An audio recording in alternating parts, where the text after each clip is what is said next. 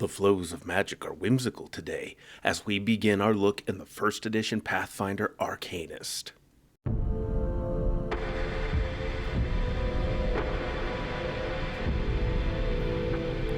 Hello there everyone, welcome back down here to the Gamer's Den with me, your host, Jordan, your Master of Lore and Storyteller Extraordinaire. We are beginning a new guide to a character class. This time it is the first edition Pathfinder Arcanist, as selected by you, those of you who went ahead and voted. A fairly overwhelming majority landed on this particular class, and I have to say, it's been pretty interesting digging into it. It's another one that none of my players have really ever used, and thus I've never really dug into it all that much. In fact, I've just kind of forgotten it existed. And what a shame that is overall, because this class is another hybrid. It's a blending of the wizard and the sorcerer. It gets the best of both worlds, and it gets some of the disadvantages of both worlds as well, along with a couple interesting features that go along with it. But before we get into all of that, if you're new here to the channel, go on down there, hit the subscribe button, and become a regular member here at the Gamer's Den. Or if you've already gone on ahead and listed yourself on that incredible roster of legendary heroes, then go on down to hit the like button and share the video far and wide. Now, let's talk about what we have for you today. As always, we are going to be going over some of the different species, race options that are ideal for going into the Arcanist, and also we're going to be going over the stat layout you're generally going to want to go for, and some of the traits that are going to be ideally suited. Now, just something to get out of the way here, this is just a guide to a competent working version of this class, meant to kind of give you a good overview of the class features, abilities. We're going to be going over spells, feats, and skills, and just kind of how everything can kind of sort of mesh together here. We're not looking to build the most overwhelmingly broken thing, the most powerful version of this. The fact that this is a full spellcasting class is already going to put this in a pretty top tier category, at least once you get to mid to late game levels. Early levels, you are going to be at a bit of a deficiency, especially in comparison to fighter classes, in comparison to skill classes. You know, your fighters, paladins, barbarians, cavaliers, things like the vigilante.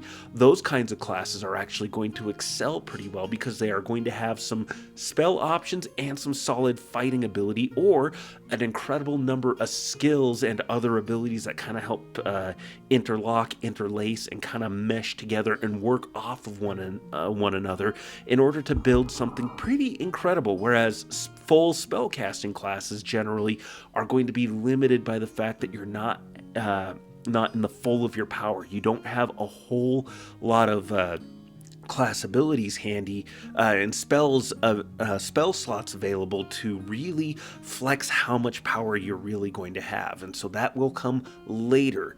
But now let's actually start getting into things here and start looking at what we want to put together. And as always, serving as a baseline for a good solid pick for any class, we have humans. Humans work really well because you get to a +2 bonus that you can apply to any of your stats. You gain an extra feat, an extra skill point at first, and every level thereafter. And for your favored class bonus, you add one spell from the Arcanist list below the highest spell level you can cast. Well, while that is nice, you are able to just learn spells. You don't have to wait to unlock them like a sorcerer would. You're able to learn them like a wizard. So while that is nice, it's not the biggest bang for your buck as far as favored class bonuses go. So you could easily be served by having an additional skill point or an additional hit point each level as well. So just something to bear in mind there. Another solid pick would be halflings, getting a +2 bonus to dexterity and charisma, while taking a -2 penalty to strength. Strength is definitely going to be the dump stat, though you don't want to dump it too hard down. And charisma can be a dump stat, but several of your class abilities from your Arcanist exploits work off of charisma. So if you're wanting to make greater use of those, in particular those exploits that work off of your charisma for the bonuses and the saves associated, then you're going to want to carry more of a hefty bonus for that, and so halflings can work well if you're going to build that way.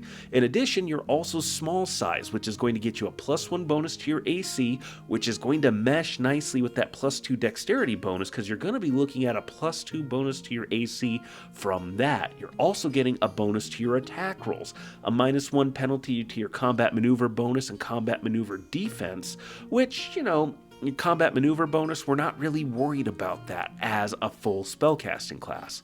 You're also getting a +4 bonus to your stealth skill, which again meshes really nicely with your dexterity and can help to compensate for the fact that you don't have the greatest armor class bonus or attack bonuses overall.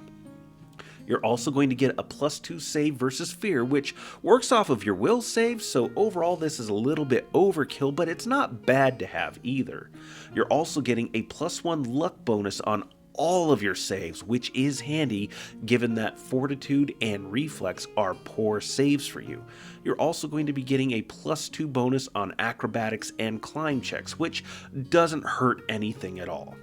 For your favorite class bonus, you gain a +1, you gain an extra Arcanist exploit every 6 levels that you have. So by the time you hit level 6, you will gain a full additional +1 Arcanist exploit. Same thing when you hit level 12 and then level 18. So 3 extra exploits is going to be pretty handy overall. Then the next selection we're going to have is the Tiefling, gaining a +2 bonus to your dexterity and intelligence. Intelligence is your main spell casting stat, so that is going to be incredible to have a bonus to. And then dexterity, as we mentioned before, is going to be good for your defense, your reflex saves, your initiative, and you also have a -2 penalty to your charisma. Now, charisma, as we said, is going to be a pretty solid option as a dump stat. You still are going to have Arcanist exploits that aren't dependent on your charisma, so it's not going to be that bad of a thing to have as a dump stat, or at least something you're taking a penalty to. You're also going to get cold, electric, and fire resistance of 5, which is a nice level of defense to have there, and a +2 racial bonus on bluff and stealth.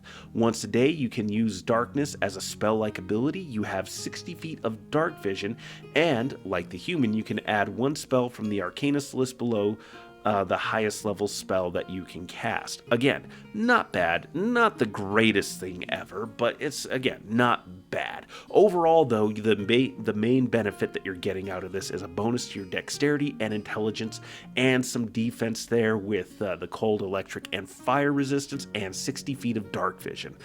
Absolutely make incredible Arcanists as a Tiefling.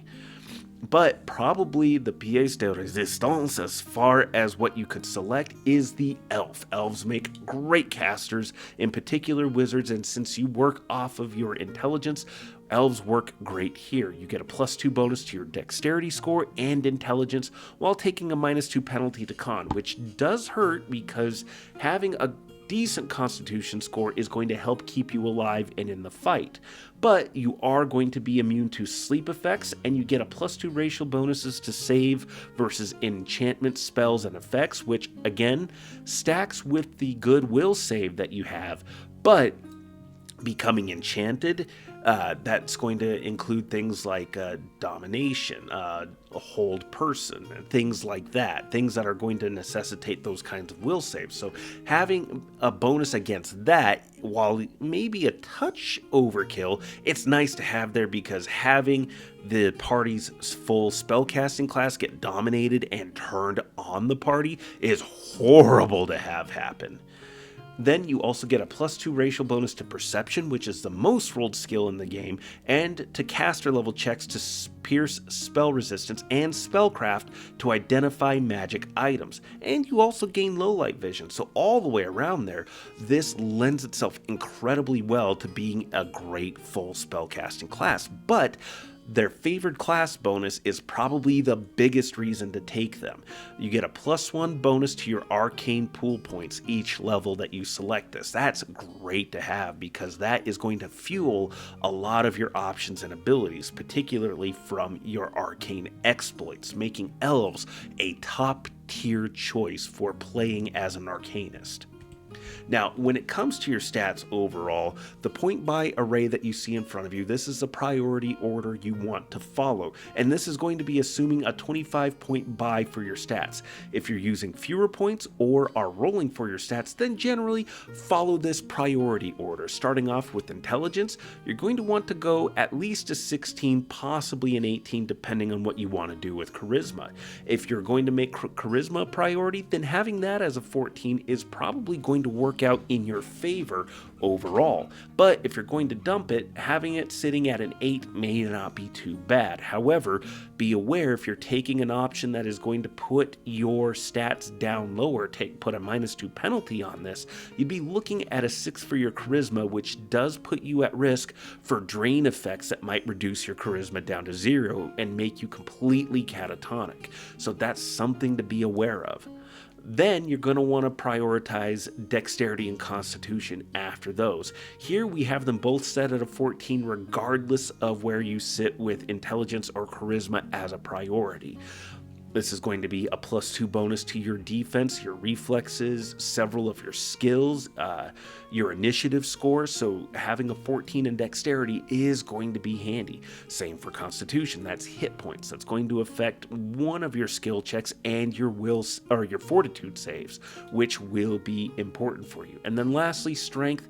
You can dump strength down to an 8 overall. You're not really going to be worried about it, and having those extra points freed up to apply to other stats is going to be handy for you. But again, this is not the only way to build this. This just feels like two of the more optimal, effective-ish ways to lay out your stats. You can certainly adjust and play around with this as you wish. Certainly your DM may allow you to select a wider array of race options like the Drow Noble, which has an absurd number of bonuses, but is not something I believe a lot of other DMs would necessarily allow players to run with. Then, going on from there, we come to traits. First, we have Fate's Favored. When getting a luck bonus of any kind, increase it by 1. This is what you want to select if you're going with being a halfling in particular, because that is going to increase the luck bonus you get to your saves by 1. So you're getting a +2 bonus to your fortitude, reflex, and will saving throws, which is going to be immensely handy for you.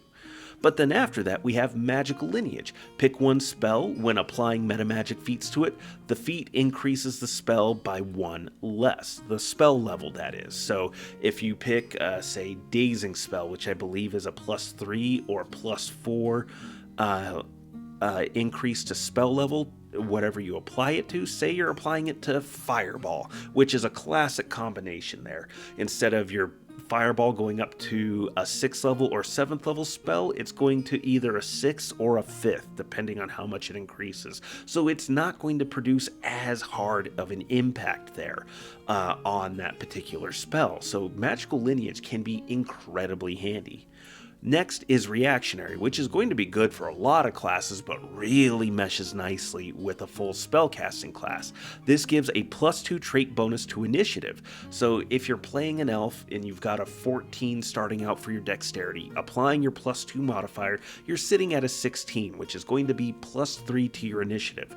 Throwing in Reactionary, you're now at a +5 bonus. If for your feat, one of your feat selections, you pick up Improved Initiative, you're looking at a +9 bonus to your initiative overall, meaning you're probably going to be ranking pretty high in the initiative order. At the very least, if you roll low, you're going to be floating around middle of the pack, which is going to still be, it's not as good as going first, but it's still going to be useful. It's better than going dead last as a full spellcasting class. So Reactionary can be incredibly game-changing. And next, we have Pragmatic Activator. Use your intelligence instead of charisma for use magic device, which if you're going with a build that is emphasizing your intelligence over your charisma and you're treating charisma like a dump stat, then this is going to be handy because this lets you have a broader roster of spells that you're able to make use of by being able to use divine